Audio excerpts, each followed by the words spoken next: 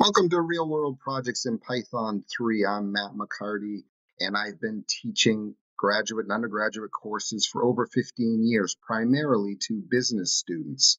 Courses I've taught include statistics, information systems, programming, and quantitative methods. Now, in this course, we're going to be building several applications, and the first one we're going to build is a real-time stock tracker that allows us to periodically and automatically check prices for stocks that we're interested in. In section 2, we're going to look at some GUI, and we're going to build a graphical user interface that allows us to reevaluate or evaluate a refinance offer and decide whether or not it's a good deal for us.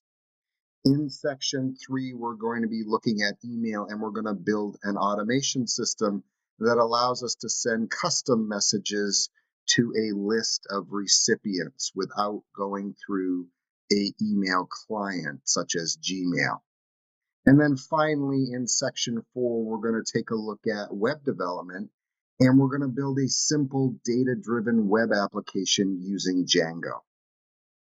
Now, the only thing you're going to need to get started is some familiarity with Python, and it doesn't matter whether it's Python 2 or 3. I am going to be using Python 3, as I mentioned at the beginning, okay? But a Python 2 background should be enough to get you started in this.